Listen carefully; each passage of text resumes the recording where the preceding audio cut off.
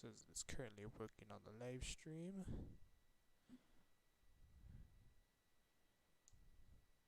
Okay, there we go, and record in 3, 2, 1. One. Hello, ladies and gentlemen, and welcome to Belichick's Bitches Podcast, your number one podcast in the world by some sort of metric, using the best source, the only source. Do trust me. I am your host, Brennan, and along with me, as always, is my co-host, Tyler. Hey guys, what's up? You were actually almost messed up your opening. I'm going so good so far, but you almost messed up. You're gonna mess one up eventually. No, I refuse. You're going to mess it up eventually. It's gonna be really I funny. almost said Gronk instead of Tyler, so Oh my god, that'd been funny. I was like, because I was like, Tyler. Oh my god. All right. Well, today this has been a week, man. This has been it's just a No, just weird week not even like of a off week, season. just like the past like 3 days. Yeah, the storyline was actually looking pretty empty until this weekend, Yeah. and then it just went out of control with the storylines. We have a lot to talk about. Hopefully, it's not too long like it was last week. Ooh, so let's rip the band-aid off. So the NFL and the NFL Players Association had a little riff last week, as we kind of noted, and it's pretty much gone away. They've agreed to terms, and there's a lot of technical stuff that we're not going to talk about. But so they're going to spread the revenue loss over the next 4 years. Sorry, my mic just cut out a little bit. Hear me? Yeah, you're fine. Yeah. So they're spreading the revenue loss out of the next 4 years. How they do that, I still haven't really read. I don't really understand it either. Yeah, It's I too haven't stupid for read that. much on it. So it looks like the money won't be as much of a concern as it is in other sports, which is pretty encouraging. I mean, it's the NFL. You kind of Um, expect that with how much yeah, money they make. yeah. But oof, there was a little put in. Players get 7 days. I think that was from a few days ago. So they still have about 4 days left to opt out of their contracts Yep. and not play this year. And players are starting to take advantage of that, Yeah, the first as player to noted. opt out was actually Chiefs guard Laurent Duvernay Tardif. If you don't know who that guy is, he's a guard for the Chiefs, and he's actually, I think it was just last off season, he went back to college and he got his doctor degree or whatever it's called. He got his doctorate. Yeah, he got I a mean, he's doctorate. actually Yeah, currently working at an assisted living center up in Quebec, if yeah, I'm not mistaken. And so he's fighting the virus out there. So that's yeah. cool to see That's what him. he's doing. Yeah, That so was that's his really cool reason to see for him. opting out. He opted out, I think, a few hours Yeah, after the oh, news broke. practically like immediately as it was announced. Yeah, and that was really cool to see. And then some other not there's been some other players before today that had kind of opted out, but you hadn't really seen a lot. And then a certain team decided we're gonna go crazy with these opts out, and we've opted out with, let me think, like one, two, three, four, five, six players so far. Three Good. are significant starters. Three Good. significant starters. A couple bubble players, and a special teams ace. My favorite players, of course, on New England. Patrick Chung out. He's opting out. A huge run stuffer at safety. He's a box guy. He's just mean. Kyle Duggar Really good. time. He sets the tone for the defense. Sorry. Time for Kyle Duggar, Oh, we'll talk about that. the 24-year-old Uh, D2 second round pick. we have Marcus Cannon opting out, so we have a hole at right tackle. That kind of sucks. Brandon Bolden, one of my favorite players on New England. He's really, it's really hard to describe why you like him. He's just really solid at everything he does. Kind of like Matthew Slater, really good guy. Really underrated on that team. Danny Vital, who was kind of a bubble player, he was fighting with Jacob Johnson for the fullback spot, and Najee and Tehran. But the big name was Dante Hightower, Mr. February, as noted by Belichick. He's out. That's tough. I think he cited that he has a 5-month-old daughter. That's why he just doesn't want to risk it. So I mean, Yeah. that's understandable. So, I can't fault the player for so doing that. I bet you could say you Donta liked Hightower dropping off, opting out. 2 out of 10, man. 2 out of 10. We kept that one up going. Yeah, so that sucks. But I mean, these guys, they're prioritizing health and Family. families over Yeah. over playing, and you can't get mad at that. So New England's looking a little fishy. I mean, but can we talk If that's about the term. somehow the Packers receiving core got even worse? Somehow. No one knows how that could happen, but it did because Devin Funchess opted out of the season playing for Green Bay. So the Yikes. Packers wide receiver room got even smaller in depth from the lack of depth that was already there. So now basically all they have is Devontae Adams, Alan Lazard, and Valdez was- Scantling. yeah, Valdez Scantling, Marquez Valdez Scantling.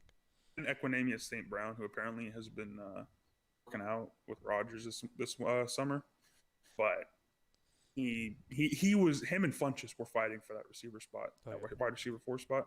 It's Funchess and St. Brown. So whether they bring in another receiver to fight with St. Brown is yet to be seen, or if they'll just run with 3 really unproven receivers behind Adams. Either way is kind of risky, but I think the 2 biggest and my favorite stories of the week. My favorite is Alex Smith. Yeah, definitely. Huge step forward in his recovery. He got actually activated to the non-football injury list, which means the Redskins, or I'm sorry, the Washington NFL football team. The Washington NFL football team can bring him up at any time. Yep. As soon as they want, whenever they think he's ready to play, they can bring him up on the roster. That's really good. I mean, I think most people have seen that documentary and have seen what he's gone through. I actually And have to it. see him, really, you haven't seen the documentary? Man, I didn't know there was a it's pretty documentary. gruesome. It was on ESPN. It aired about a month ago. Oh, that's why it's on ESPN. That's why I didn't know it. That's mean. Yeah, that's kind of mean. No, yeah, he's fought through hell the last 2 years. Oh, But yeah. he finally gets a chance. Whether he plays this season or not, I don't think it really matters. Just that he's gotten to this point. That's insane. Oh yeah, if you saw like the picture, if you saw like The the leg? picture, like Ooh. his leg, like immediately after. Oh my lord, I didn't. I think the number that I've seen thrown around is 17. 17 surgeries. Jesus, that's a lot. That's crazy. I mean, I honestly thought that the dude would never return to football, and I honestly thought he had a really good chance of losing his leg. So this is incredible. I can't wait to see him. Just seeing him on the sidelines would be just. Even if he just steps on the sidelines, give him comeback player of the year. Just give it to him. And then there was the last big piece of news, which I think you would rather talk about than me. Jamal Adams. Jamal trade. Adams traded to Ooh. the Seattle Seahawks. No. All right. So Both the Jets messed up. traded Jamal Adams to God. the Seahawks with a 4th-round pick in exchange for safety Bradley McDougald, 1st-round pick in 2021, this upcoming draft, a 3rd-round pick in this upcoming draft, and a 1st-round pick in 2022. Oh, It's pretty good for Seattle because now they can't reach on first-round picks anymore. that is true. Seattle might have won this trade because they can't. I mean, they were going to take 3rd-round picks in the 1st round anyway, so this really doesn't hurt them all that much. You can't mess up in the first if you don't have first-round picks. You Exactly. know what I mean? Yeah, that see, those type of trades are really hard to measure because on one end you have the Minkah Fitzpatrick trade, and I know we weren't doing this when the Minkah trade came out. I was really against the Minkah trade. I didn't think it would work. I thought giving up a 1st-round pick for a player that hadn't really proven themselves as safety would be a Yeah. mistake, and of course I'm wrong. Wrong more than I'm right. So hey, Not bad. right thing, now though. you really don't know who's won the trade yet. You kind of have to think that Seattle probably wins the trade. And also, it is the Jets with those 1st-round picks. So And I doubt too those confident first-round in the picks will Jets. be. I doubt those first-round picks will be anything too high. oh yeah, they'll be Don't mid expect them 20s. to They'll be be any like higher. they'll be like low Yeah. mid 20s. Yeah, and especially, and you and me have talked about how Seattle has issues running base defense a lot. They Oh, run it yeah. like 40 to 50 to 60% of the time. Yeah, I think it was like Yeah, 60% that's an of the time. issue. That is an issue. At the same time, when you have the best safety, oops, did I spoil my number one? I might have. When you have the best safety in the league, I'm gonna say the best safety in the league makes your defense better. I don't care if you're running base 60% of the time. It makes your defense better. So if I had to give a trade grade on it, it would be Jamal Adams to Seattle. I'd give it Seattle an A-. I'd give the Jets a low B. Yeah, I think it's definitely better for the Seahawks because they get the immediate return on a team that could possibly make another Super Bowl, depending on how well Russell Wilson can carry them again. That receiving core is developing, though. It is. DK next year. I'd like to see what DK is going to do in year 2. If he develops out route running, he's going to be even more of a threat.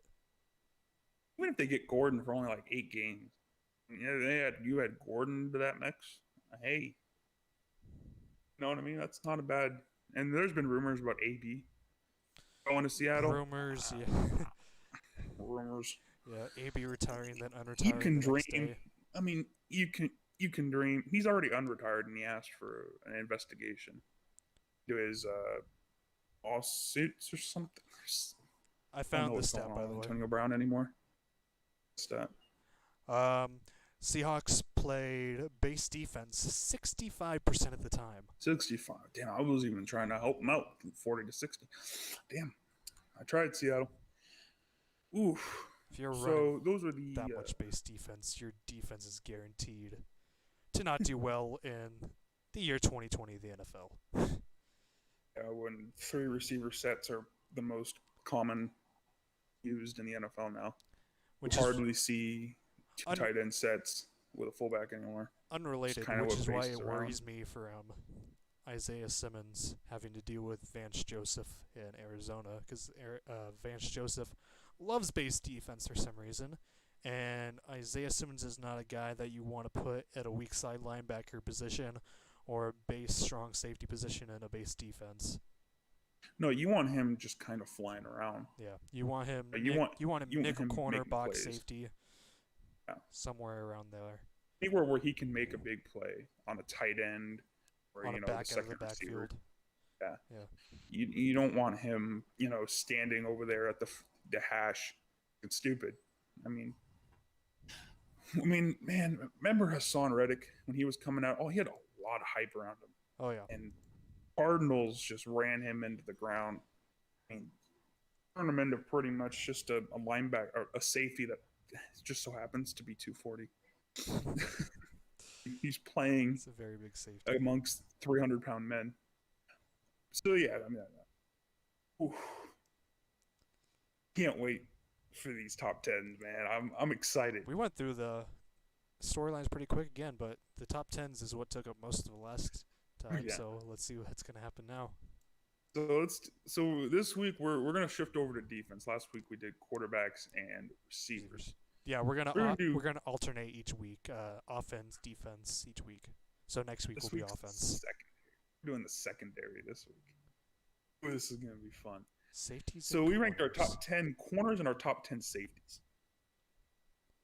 Man, I can already tell you this is going to be some disagreement here. I mean, that's what we- we said last week, but so we'll see. Yeah, that's because you copied me on my quarterbacks. I'm What do you mean? convinced I you copied caught. my We had quarterbacks. no. Okay. We didn't talk about it at all, but okay. Our biggest difference was Anyway. where Carson Wentz was placed. That was funny. Ooh. All right. So, top 10 corners. Didn't So I want to get my corners going. All right. Who is your 10th place corner in the NFL? Marcus Peters. I have Marcus Peters at number 10. The dude just makes plays all over the field on the football. And he's in one of the best secondaries in the league right now with the Baltimore Ravens. He had Yeah. almost double-digit interceptions last season, something like that. Yeah, he was insane, especially down the stretch. Yeah. He He was a ball. ridiculous. He's an absolute ball hawk back there for the Ravens. All right. This is the player. Nobody talks about this player, and I know you're gonna. I know exactly your response is gonna be, but you know what? I have to say, it. AC Jackson. Nobody talks about it. How did Nobody I know? How did I? Nobody talks about JC Jackson. I know he has the best corner in the universe, ever exist on the opposite side. I get it. I get it. The man is just a ball hawk, especially downfield. You try running deep routes on J.C. Jackson, you might as well just throw it into the dirt. Let me just throw this stat at you. On passes of 20 or more yards in 2018 and 2019, he has allowed 3 catches on passes to 21. That's pretty good, right? How many times targeted? 6 picks. 6 picks. How many times targeted? The times targeted, I actually did not get that. Come on. But that was the stat. That's what they gave me. Could have been like he was targeted 10 times downfield. But to double your amount of interceptions to catches, I mean, pick up. He's only going against wide receiver 2s. It doesn't matter who he guards. He'll help block. He helped block up Hopkins. Him and Gilmore were switching on Hopkins. I think he's the 10th best corner. I think he's going to have another breakout year. Going to fly under the radar. How many of those picks came against the AFC East quarterbacks? The 10th best cornerback in the league, and I'll take that to the bank. Ooh, okay, so number 9. Stat. How many of those picks came against AFC East quarterbacks? Don't worry about it. Don't worry. That moment when Josh Allen's the best quarterback in the AFC East. Stop reminding me. Darius Slay is my number 9. Okay. I was having trouble placing Darius Slay because at one point I think he's a little overrated. I'm not trying to be mean, but he's a little overrated at times. But the man he covers, and he's a true number 1. So I really couldn't keep him off my top 10. You have a number 9. My number 9 is Byron Jones. For the Miami Dolphins. Okay. He's not a ball hawk, but he's extremely sticky, especially in zone. He's a great zone corner. Oh yeah. And I think he's going to fit extremely well in the Dolphins scheme, especially next to Xavier Howard on the other side of the field. Yeah. Yeah, Byron is very good for my first draft, but I fixed it. Who do you have at number 8? At number 8, I have Chris Harris Jr. for the Los Angeles Chargers. What team? Chargers. Sorry. Los Angeles legend. Harris. God, that hurts. That hurts. I must have hurt. Yeah, I agree. Offered him more money and he went to the Chargers for less. Ooh. What the hell, Chris Harris? Left us with AJ Boye the number 1. Actually, my number 8 was Byron Jones. Really good zone. The Dolphins aren't going to run much, man. They don't really run much. That's the one thing about Flores that's a lot different. When he was in New England, he was a very blitz-heavy guy, but he was still a man coverage. But in Miami, he's really implemented a nice zone scheme. I really think it's going to work with these corners. Howard and Jones, and I think you'll see also some Xavier Howard manning up and Jones backing up in zone. I think you'll see that kind of combo that New England. Yeah, you can see some combo or some match coverage. Definitely expect to see that Miami. I think Miami is again another team that's really interesting with no preseason and their pieces. Miami, I hate to say it, they might be a little bit better on paper than people will give them credit for. Especially after their free agent fiasco they had this year. They spent like $70 million. I definitely agree with that. Ooh, number 7. This was tough. This is where it started getting tough for me. Was the top 7. Didn't you say that last week? Did. Stop picking on me. I went Casey Hayward. Okay. I think Casey Hayward again is another one of those guys that really flies under the radar because he's not flashy. He's kind of like Byron. He's always in the right position. He's not the most athletically gifted guy in the world. He just knows how to position his body well to disrupt these passes. And I think him and Chris Harris will make a good duo out there in LA while Bosa and Melvin Ingram are terrorizing the other quarterbacks. I really like LA's defense. It's just my main offenses. concern with LA's defense is they have three really good corners in Casey Hayward, Chris Harris, and Desmond King, but they're all at their best when they're in the slot. Yeah. None of them are really true outside corners. Yeah, I feel you. Chris Harris is probably their best outside corner. Yeah. And also Derwin is good in the slot too. Yeah. So you have 4 slot players, but I think they'll make it work, and especially with how much they blitz, Yeah. I think they'll be able to figure it out. I mean, you don't really need to cover long if you're blitzing. Kind of the key. All right. So my number Your 7 number 7. is Patrick Peterson. Think Okay. a lot of Cardinals players tend to fly under the radar. They're really good. Look at Chandler Jones over the past few years. The dude's been a baller, but extremely disrespected by pretty much everyone that's not a Cardinals fan. Pat Peach just another one of those Cardinals that are really good, and no one pays attention to them. Yeah, and it's interesting because whenever people are talking about the top corners, you rarely hear anyone bring up Pat Pete. Even though I think he's just as good as the other corners in the league, as those top 4 guys that we'll get into later, he rarely does get discussed. I think that is pretty upside. I do have him in my top 10, but he's a little higher up. That's fair. Who do you have at number 6? At number 6, this may seem a bit low for some people. Went with Jalen Ramsey.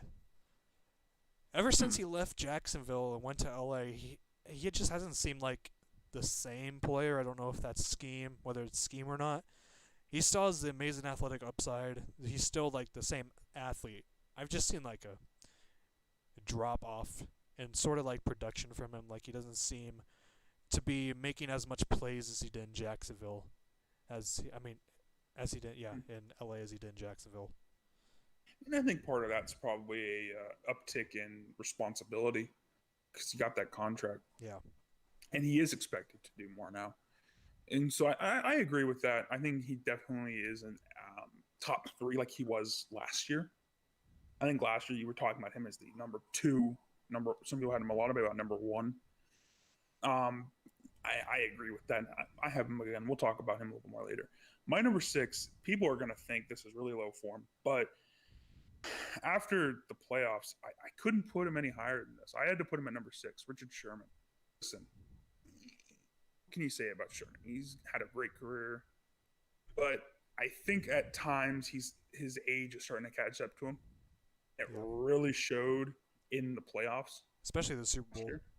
But I understand nobody can really guard Tyreek Hill. I understand, but you have to at least look like you're trying. He was getting burnt by Sammy Watkins when he would switch on to Watkins. Even when Robinson got switched on to him at times. Yeah. He was getting really shook by Demarcus Robinson. Demarcus Robinson is a slot receiver. He's getting shook by him. I've never been the biggest believer in Sherman, but I don't think my number 6 placement's that harsh on him. I think that's about where he is. He's a top 10 corner. I think he's going to start declining even more this year. And I think a lot of his production in 2019 came from that pass rush. Oh, yeah. That pass rush was nasty. How good that pass rush was. That was nasty. Their defensive line is still nasty. Even without Buckner. Yeah, because they just putting Kinlaw in, the best in pass rushing interior defensive lineman from this year's draft, right into Buckner's spot. They basically traded DeForest Buckner for a younger DeForest Buckner. Yeah, I definitely agree. On a rookie contract. Ooh, so now we're starting the top 5 at corner. You have a corner. My number 5 is Richard Sherman. Okay. I pretty much agree on everything you said. I just put him ahead of Jalen because he seemed to have a little more production in the regular season than Jalen did. That's fair. I have Pat Pete at number 5. Okay. I think, like you said it pretty well. The only thing I can say on that Pat Pete is he takes the number 1 receiver you have, and he makes them worse. And that's what you need from a number 1 corner. And he when he goes up against the number ones and when he's really got to play really well, that's when he plays his best. Yeah, I had to put Pat Pete in the top 5. I felt like that would have been pretty bad without it. Ooh, top 4. See, this is where it was really tough. And I think a couple in the top 4 that would surprise some people. I put Ramsey at number 4. And the reason I put him at number 4 is I know he had I know he had an inconsistent 2019. But that was he probably had a lot more on his mind than football. His contract, changing teams, made non-competitor to what was supposed to be a competitor, ultimately wasn't in the end. Yeah. So that's kind of why I attribute his 2019 to, was just a lot of stuff that was out of his control. I think he's going to come right back next year and just be top 5 corner, essentially top 3. I wouldn't be surprised, but yeah, I definitely would. Especially with the addition of Leonard Floyd to that defense. I think if that defense gets a more consistent pass rush outside of Donald, if those guys can start winning those one-on-one matchups, because Donald's always triple team. Yeah. Those guys start winning those one-on-ones, I think you'll see the secondary improve rapidly. And if the offense can start producing again like it was back when they went to the Super Bowl, because that offensive line last year was absolutely terrible. Like, their interior of their offensive line was basically non-existent last year, and Rob Havenstein went from one of probably a fringe elite right tackle to below average to average right tackle. That's a big drop off in 1 year, especially for a quarterback. When the interior of his O-line is garbage, so his only offensive lineman he basically had was Andrew Whitworth, who's still playing at an extremely high level for how old he is. Yeah. And I think part of the reason that offensive line regressed, the point was teams started figuring out the scheme. The scheme was very rollout heavy. It relied a lot on Gurley and C.J. Anderson. I know that's a name not many people think of when they think of that Rams scheme. But when C.J. Anderson was playing for the Rams, he was important. If they didn't get that running game going, those play action rollouts didn't work. And that's what happened this year. They couldn't really find a consistent running game because Gurley was on and off the field. They didn't want to have him get hurt.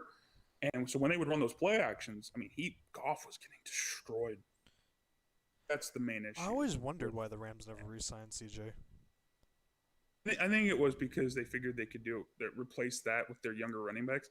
And that's such, you would think it makes sense because running backs are so easy to replace. Yeah. Sometimes a scheme just fits a guy. DeMarco Murray and Dallas. Sometimes a scheme just fits a guy. C.J. Anderson was really good for that Rams scheme. C.J. Anderson always felt like he was really disrespected to me. Especially, he was a fantastic pass blocker for a running back. It was annoying. It's crazy to think he hasn't been in the league for 1 or 2 years. I remember when we used to play Denver, and Hightower would just get off the edge, start barrel rolling towards C.J. Anderson, and Anderson would just take out his legs like it was absolutely nothing. I was like, I love CJ. Some of Denver's offensive linemen weren't even as good as CJ Anderson was. Honestly, CJ Anderson was better than some of our offensive linemen. Michael Schofield. Oh man, yeah. I CJ Anderson. I know that's a weird player to bring up in that, but sometimes a scheme just fits a guy. I don't know.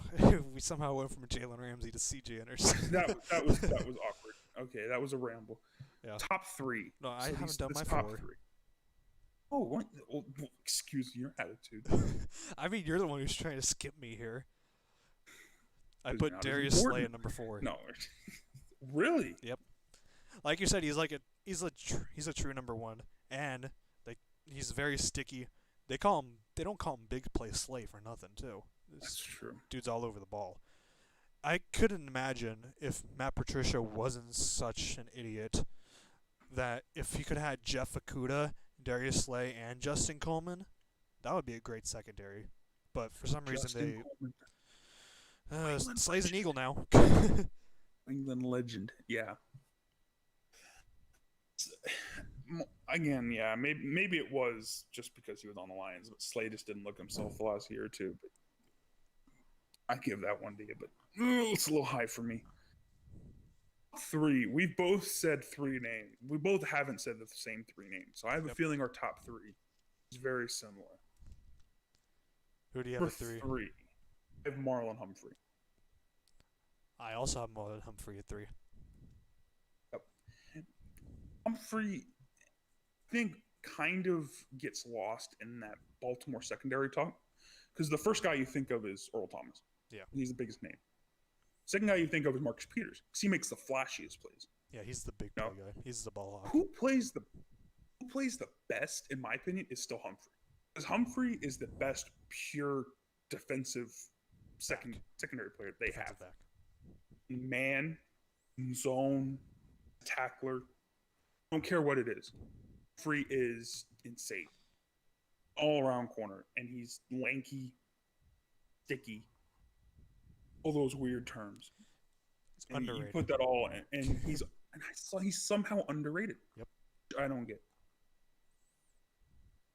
There's not much I could really add to that. I completely agree. He's disrespected. So I feel like our number 1 and 2 are the same, and I swear if it's not. Number 2. Who do you have at number 2? At number 2, I have AFC East cornerback. Tre'Davious White. Say, I was ready to walk off. I was ready to do a Stephen A. Smith. I'm going to bed. Yeah, Tre'Davious White. I'll let you have. Since I took the Marlon Humphrey, I'll let you take the Tre'Davious White. I also had him at number 2. Yeah, Tre'Davious White is just a great all-around corner. He plays for the Buffalo Bills. If you didn't know, I would assume you would. Poor guy. So yeah, poor guy. For somehow the AFC East, what they lack in quarterbacks, they make up in cornerbacks. I don't know how that works, but it just does, except for the Jets. The Jets are the odd man out team there. Yeah. But yeah, there's nothing much you can really not say about Tre'Davious White.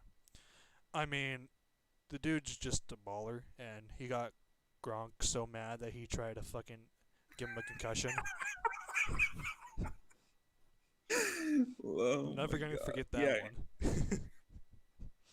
Gronk just, I don't know what Gronk was thinking on that. That was his one moment where you're like, what are you doing?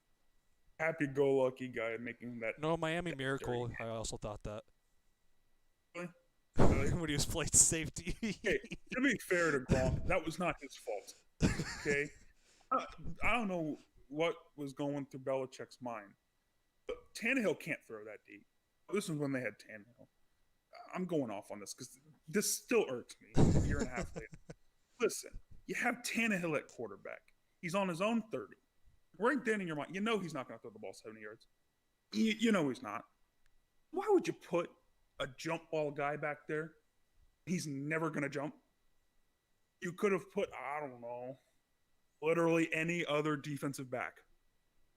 Literally anybody would have been.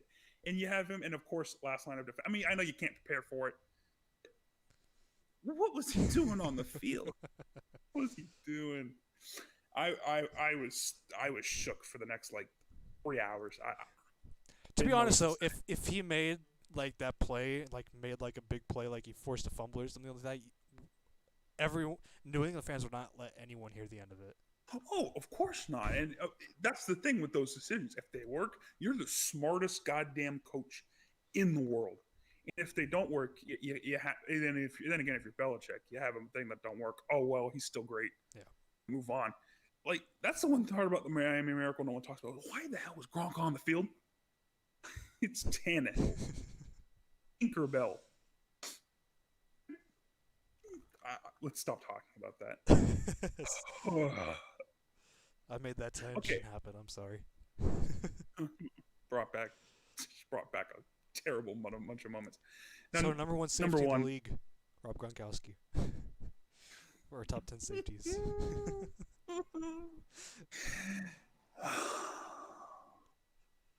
Anyway, sorry, I'm done. Number 1, I think he's a top. I'll get everyone's corners. If he's not your number 1 corner, I'm probably not going to talk football with you. Yeah. It's Stephon Gilmore. I Defensive don't know player how of the people are year. arguing he wasn't defensive player of the year or that there's other cornerbacks who are better than Stephon Gilmore. It's just insane. I don't want to sound like I'm using this as an excuse, but I'm going to do it. It's because he plays for New England. If you play for New England, you're going to get a little overestimated in your talent. People are going to think you're a little bit better than you might be actually. But if you are a standout player in New England, people are going to dog you down. And do you know how long it's been since a defensive back has won Defensive Player of the Year? Forever. Yeah. I mean, I didn't think he was going to win defensive. I thought he was Defensive Player of the Year, but I didn't think he was going to win it. I thought they were going to give it to T.J. Watt, Chandler Jones, Yeah. or a pass rusher An or edge a rusher linebacker. or pass rusher, yeah. It's like defensive backs don't win deep boy. That's why when I did my award predictions, I didn't have him as deep boy. I didn't think he was going to win, and lo and behold, he won. I was shocked. I didn't think he would win it. He's best man cover in the. He can play zone really well. Probably the best tackling corner in the league, beside maybe a select couple. What else can you say? He takes your number one and he's out of the game. Unless your name's Devontae Adams. I mean, not One Devontae, game. Devontae Parker. Don't bring that up to me. Devontae Parker didn't do anything in week 3. I don't want to hear it. I don't know what he was doing. I think that game. I don't know what Gilmore was doing, but yeah, Gilmore's number one. Won't hear any other arguments. Won't hear it. I can't argue.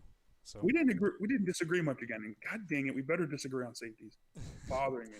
I told you, you keep saying that we're gonna disagree a crap ton. Damn it, man. But I just don't see us disagreeing all that much on these, to be honest. Freaking annoying, man. Because we're pretty similar minded, except for in certain things. Yeah, the only wild card I had was J.C. Jackson. I didn't put I had Marcus Peters at 11. I think I might throw a curve. I think I might pull a J.C. Jackson here on the safety list. So I just wonder how high Justin Simmons is going to be for you. Well, should be around where I put him for you. That's so. Yeah. Is that so? Yeah. Is that so? So about that. Okay, number 10. Let's start it. You can go first. You got it, number 10. Oh, okay. You want me to go? You go. Okay, Where's I got Justin Micah Hyde. Simmons I got Micah Hyde at 10. Okay. Micah Hyde, I think, does get slept on because he is on the Bills, sadly. The poor guy. But he's crazy. I mean, he can play both safety and slot. I think that's kind of why I put him at 10 is because he kind of plays. He's kind of like your poor man's Derwin. He can kind of play slot. He can kind of play safety. If you need him to, he can play outside corner. He's not the best there. I think he's just an all-around really good player. He doesn't do anything bad. He does everything really solid.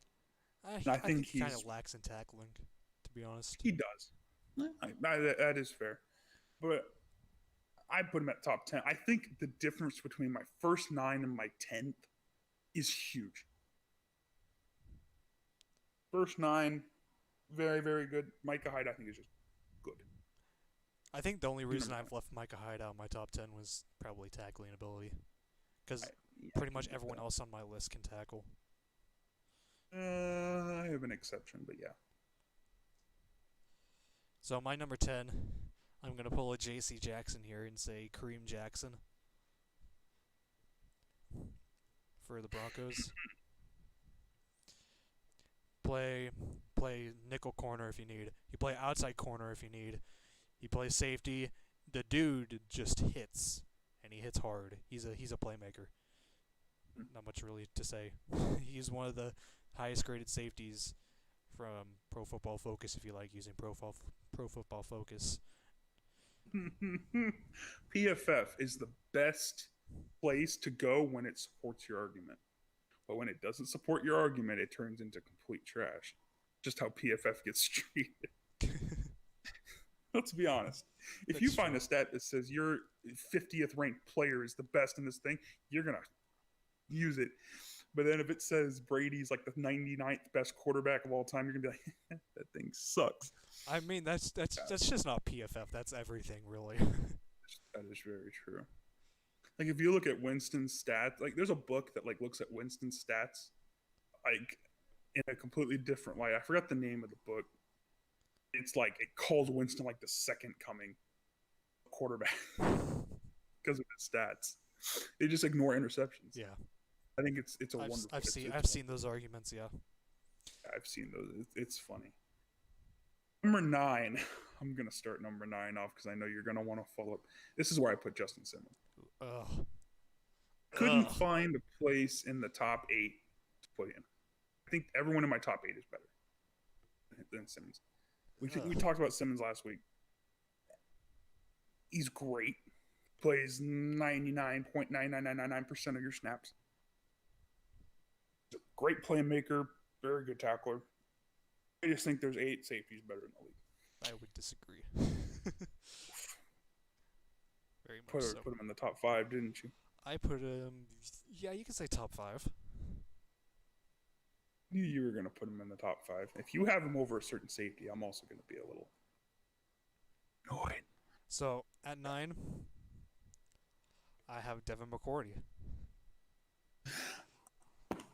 I think we kind of flopped with each other on this one here. You put my safety at 9, I put your safety at 9. Okay, I want to hear why he's number 9. I mean, there was like almost no different. It's really hard to after 9. Like you said, all the 9 are really close. Mm-hmm. But it's hard to pick out specific ones between these guys. Devin McCourty is a very smart, very good veteran. Plays extremely. He's probably, you could say he's the best player after Gilmore on that New England defense. Probably pretty easily. Easily. I'll have my spiel on McCourty much later because I think there's an aspect of his game that nobody talks about, and that's why he's higher up on my list. Okay, so we decided to spite each other with our number 9s. Apparently, yeah. Okay, so I guess we'll move on with that. We'll talk more about our safeties later when we get to their rankings on our respective list. Number 8, I have Tyrann Mathieu. Oh. Honey Badger. Playmaker. One of the most electrifying, I mean, kind of like Marcus Peters at safeties. When you need a play, Tyrann Mathieu's on the field, there's probably going to be a play. I think just tackling is a little lacking, which is why I kind of lowered him compared to the other 7. If you put him in any higher, I really can't argue with you because, like you said, the top 9 safeties, you can't really argue with them. They're all really good in their own ways. I just think Tyrann Mathieu. I think there's 7 better. Mathieu. Okay, I can see that. But for my number 8, I put Earl Thomas. Okay. Basically, kind of the same reasons as McCourty. It's mainly an age thing. But extremely smart, still extremely productive, and one of the best players on their respective defenses. There's not much they really can't do. Just needs to not do that. What? If you know, you know. I'm not going to talk about it. You know, little suspect. Leave it at that because that's probably not something we need to get into. Yeah, probably not. Let's be honest. Thomas, man, interesting dude. Interesting wife. Who do you have at number?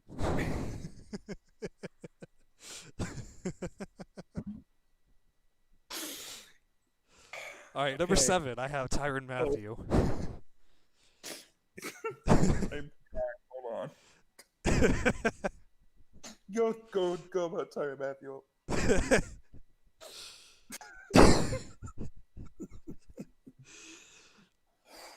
Yeah, Tyrann Mathieu, he's like a jack of all trades, except he's not a master of none. He's not a master of none. He's really good at everything.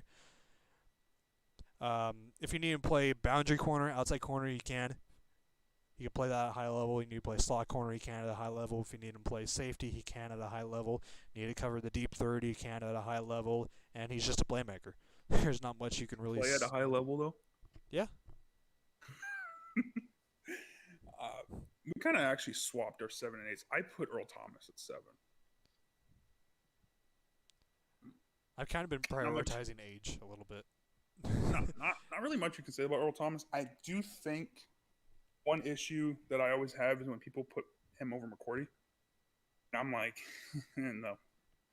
I think Earl's definitely, you can definitely tell the slowdown in age between Earl's game and McCourty. I think McCourty's game has aged better. I think before, when they were in their primes, I think Earl was a better safety. But if we're talking about right now, in my opinion, there's no contest. McCourty's still playing at an elite speed, and I think Earl's kind of slowed down game speed wise.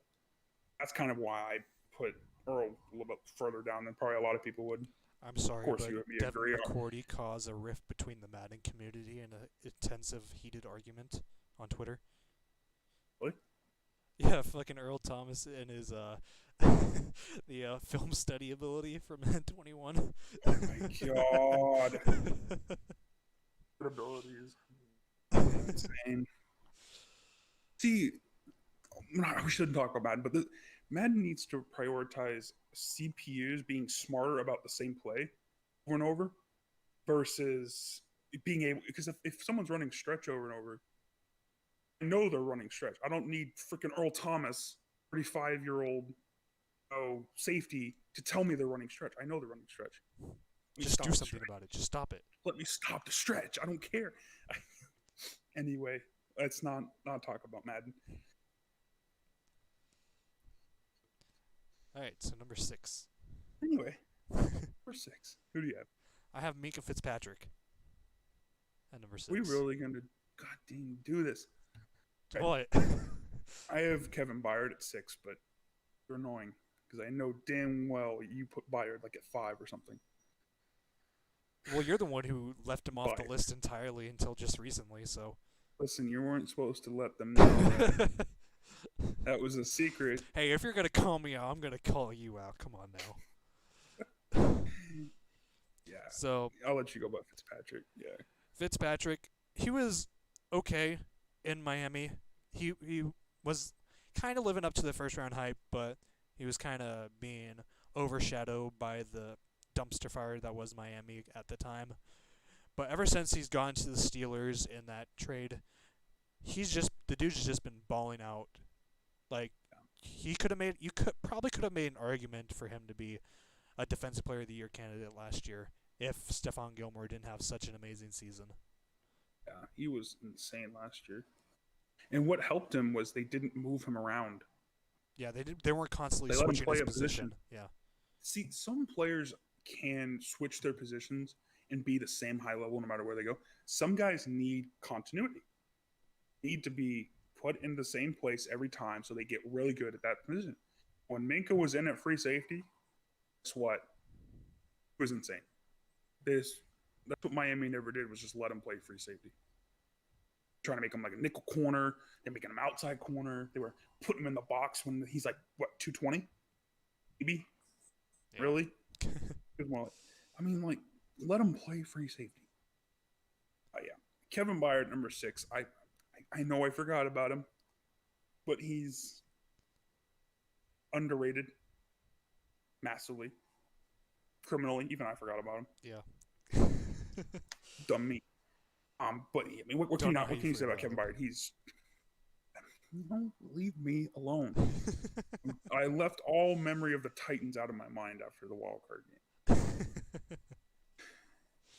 What else can you say? I mean, Byard's really one of those guys that there's really not much you can say because he's really just an all-around amazing safety, and he's like still really young. Just kind of forgot about him. Kind of.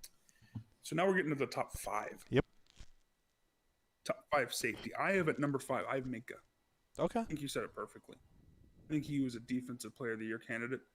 I would have maybe put him at 4th or 5th behind TJ or a couple other guys. Yeah.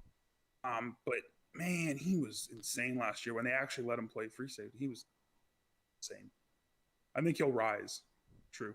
Especially with who I have ahead of him. He'll definitely be a top 3 safety, I think, by the end of this year. If he repeats, you can't leave him out of the top 3. Who does that? Who do you have at number 5? This one is a bit of a more, like, I'm going to put it as a surprising one. Mainly because of the age sort of perspective I've been putting on things recently. I put Harrison Smith at 5, the Viking safety. Okay. This dude consistently is like the main focus. Is the like besides like Daniil Hunter and Everson Griffin when he was there. Harrison Smith is the heart and soul of the Vikings defense, and the dude flies around the field, and he is a thumper. He's a veteran. He's extremely smart, and he still plays at a high level, and is the heart and soul of his entire defense. I can't really disagree with that. I actually have Harrison a little bit higher than you. Um, I think the age with Harrison, again, I think he's another one of those safeties where his game has aged really well. And huge on Earl Thomas. Actually, I have Harrison Smith at number 4. Oh. He was my number 4. We're getting really close with these. We're like 1 or 2 off on everybody. Except for I mean, our safeties. I swear, I think I know exactly where you put 7th now. You know, not much else I can add. He is the heart and soul of the Minnesota defense. If you take Harrison Smith out of that defense, I don't think that defense is as good as it was, even with Anthony Harris playing out of his mind. Yeah. Yeah, I almost put Anthony Harris in my top 10, but I chose Micah Hyde because I think he's more well-rounded. I originally had Anthony Harris as my 10, and then I thought of Kareem Jackson and how many plays he just made for us, and it's like I can't leave him off. I think once you see Harrison Smith kind of finally, after his last couple, I think you'll see Anthony Harris start getting more recognition, especially with how good he plays. I don't think you'll be able to replace Smith, but I think you'll be able to lessen the blow, the burden. Yeah, of Smith leaving. Who's your number 4? My number 4 is Kevin Byard. Yeah. There's not much I really disagree with you on what Kevin Byard brings to the table. Best all-around stud. Yeah, it's extremely underrated, especially, and he plays for the Titans. That's probably a reason why too. You forgot about him, so. Okay, so it sounds like we have a little different. Yeah, this is our biggest disagreement yet. Number 3, I'm starting it off. Put Devin McCourty at 3. I'm gonna have my spiel real quick. All right. I think McCourty gets overrated because I think he's in game speed one of the fastest players in the league. I know not many people really kind of look at the stat. It's kind of a useless stat, but fastest play of the year. You know, you have those like top speed tracks. Yeah. But Tyreek Hill is always blowing them up. Devin McCourty almost always has a top 2, top 3. He's not, when you think about him, you don't think of his speed, but his speed on the field, you combine that with his smarts, it makes throwing to the left side of the field pointless. Especially if Gilmore's over there. What they started doing, and it really started working down the stretch, we didn't do it really much the last few weeks, is we were putting Gilmore one-on-one with the best receiver. And if they lined up on the right and McCourty was on the left, our pass defense was insane. McCourty shuts down that deep part. Anything past those 15 yards, gone. Can't do anything. And I don't think there's many safeties that take whole 20 yards out of the equation. That's why I had to put him at number 3. Okay. Only biased. 3 safety. Will he be after this year? Probably not. I'm sticking with it. My number 3 safety, Justin Simmons. I was about to say, if you put him over the so other we two, we just completely flip-flopped our safeties with each other.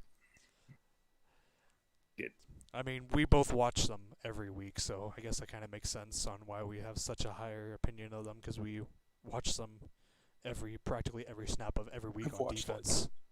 What feels like 100 games of McCourty. Yeah. Justin Simmons, he was a 3rd-round pick in the lackluster 2016 class that featured the likes of Paxton Lynch. He was really our only one true gem of that class. I think Will Parks was the 4th-round pick after him. So our safeties of that class are pretty good. Justin Simmons has emerged as an elite safety in my opinion, especially after last year. He's been slowly getting better as the years has gone by. Every year he's just gotten more and more involved in the defense. He's been making more plays. You just see that athletic upside that he has every week. Covers tight ends if he needs to. But with this new Fangio defense is where he shines the most because a lot of the burden is put on the safeties in the Fangio defense. I've talked about this before. And he has just been delivering time and time again. He is a consistent tackler, and he's great in coverage, and just makes jump balls his with how athletic he is. He's just very rangy. I can't believe we did that.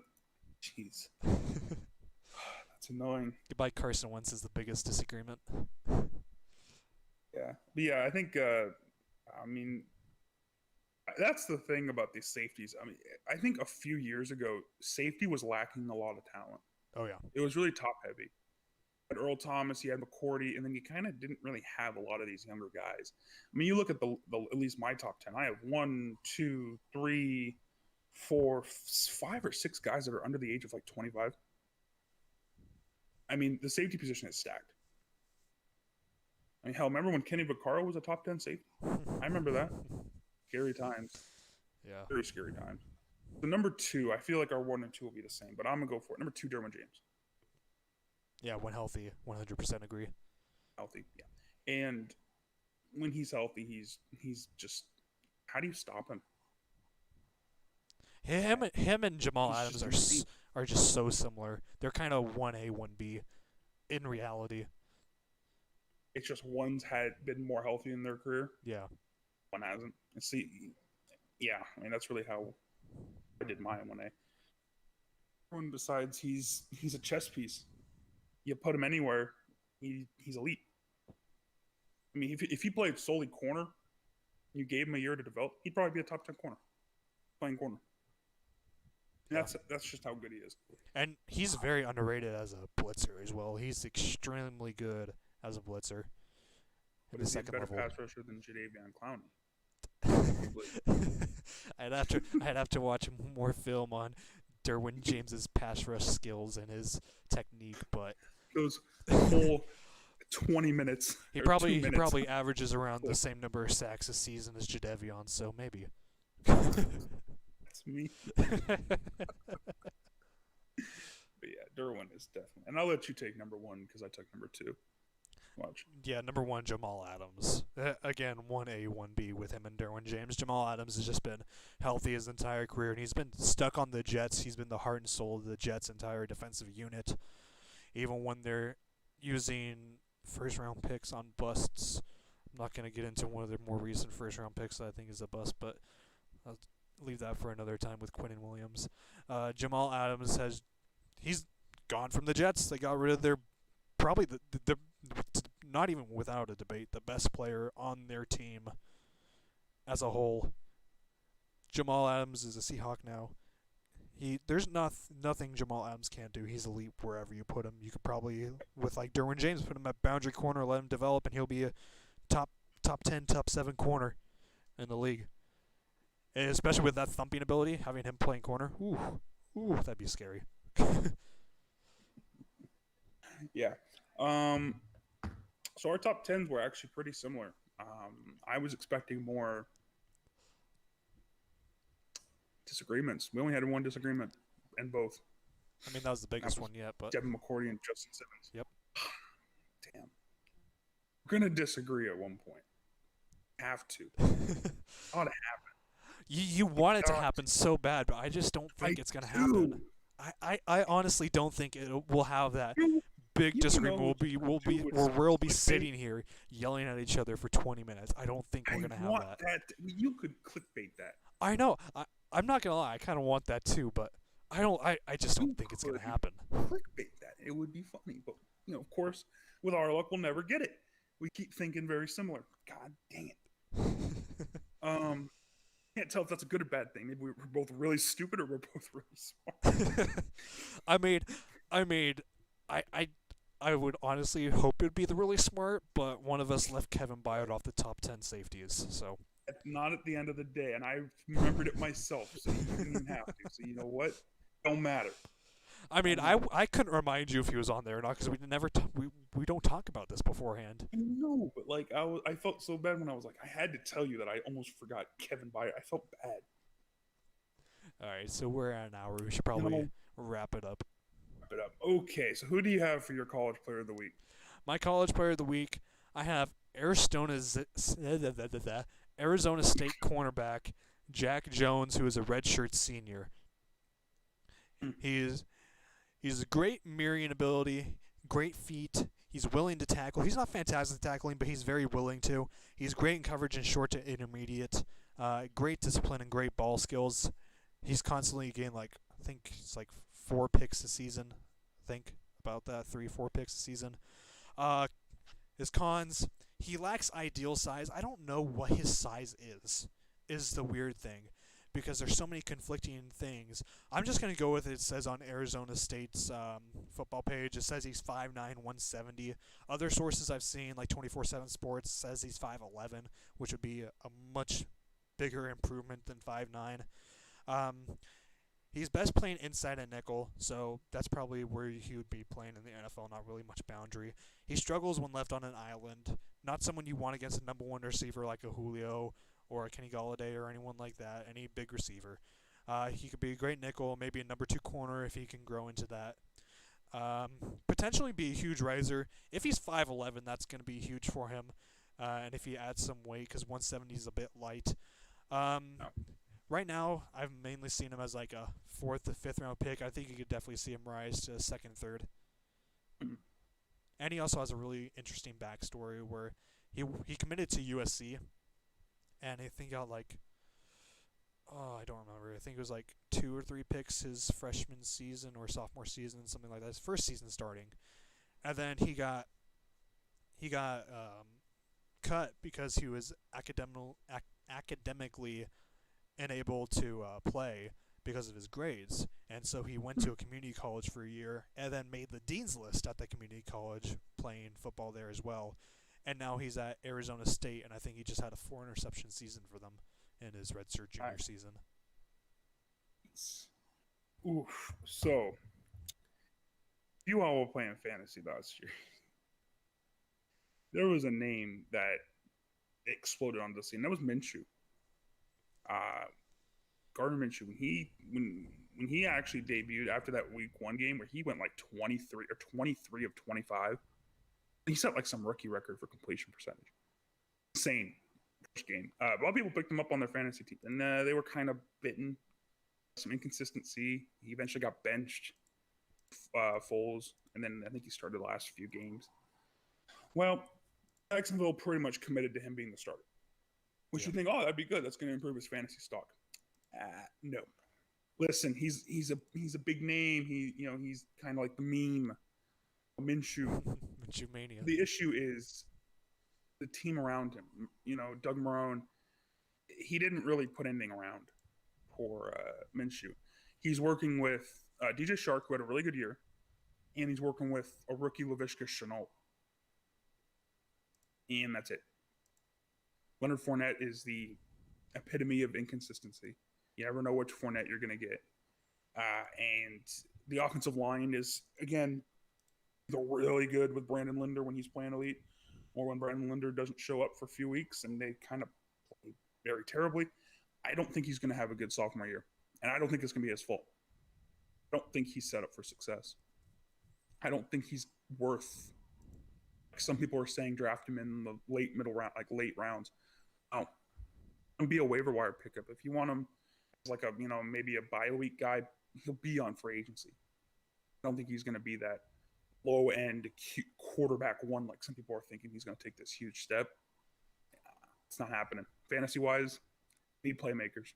Yeah, it's not happening. That was about it. Rambled again. Just a little bit. Damn. It's a little bit. It's pretty fun though. So I forgot where I was going to go with this. My mind just went blank for a minute. You guys listen this far again. If you guys listen to the whole hour podcast, you guys are insane. I couldn't do it. I know I couldn't listen to myself for an hour. Listening to Brendan for an hour must be worse. I couldn't imagine. Wow. Wow. Okay. I gotta make myself look better after having that. Thank you guys again. Next week's gonna be kind of similar format. We're gonna be doing a couple more top 10s. It's gonna be on offense. I'm not gonna tell you that because keep it that secret. I want you to come back. Hopefully you will. Thank you guys for coming. I don't know if Brennan has any more. Nope, not really Words. much. Not much left to say. Just thank y'all for listening. Especially if you made it this far, you're the goat. We'll see